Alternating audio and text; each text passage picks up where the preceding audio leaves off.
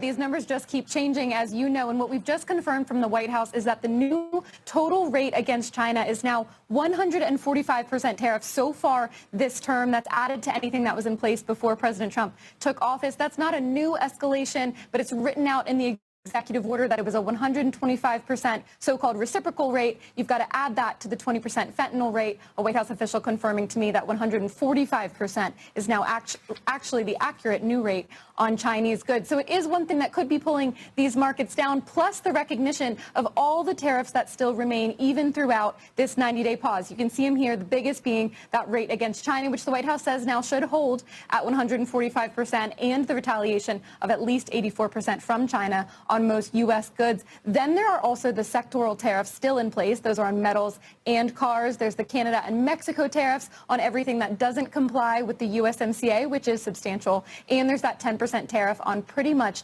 everything else. And so even as negotiations continue, that baseline tariff seems for now to be here to stay. Everybody expects the 10% baseline tariff is going to be the baseline, and that it's going to take some kind of extraordinary deal for the president to go below there.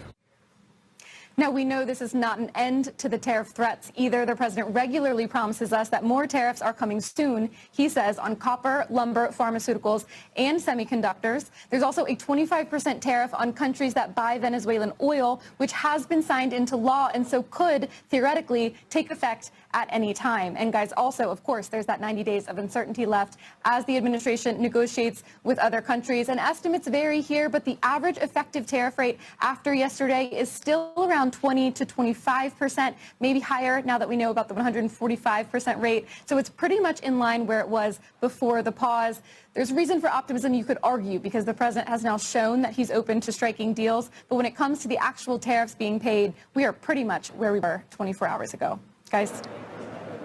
Megan, what are your expectations, or what can we expect over these next 90 days? You know, just the manpower needed alone to try to negotiate with I don't even know how many different trading partners would seem to be a very difficult thing to undertake.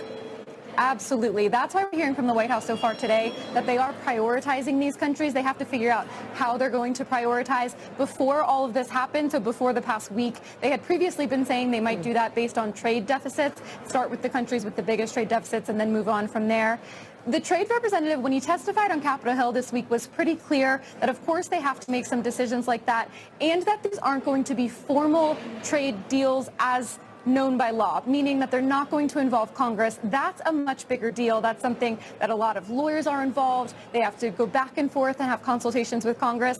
A Senate aide told me they have not gotten any heads up from the administration that so-called formal trade negotiations are coming. That just means that these are sort of lower key. They're directly with each country. So I think, you know, the White House wants to make some noise here. We could get some deals announced probably quite soon. Hassett was saying there were some that were ready to go. They just had to sort of be lawyered up. So I think we'll see some action, and then we'll see where it goes from there. I wonder where Europe fits in that priority list, because that, I mean, obviously big, 27 members, different countries, and big trading partner, a potential to inflict pain on the U.S. market. Absolutely, and it seems to be the trading partner that the president is most angry at after China. There was a lot of speculation yesterday in the first flurry when we were still trying to nail down the details as to whether the EU would also fall to the lower 10% rate or stay where it was because it had at least voted to approve some retaliation. I would think Europe gets to be pretty high on that list, partly because I think if there's not progress made with the bloc, this administration might want to go higher, and we might see further retaliation. So I would imagine pretty high on that list.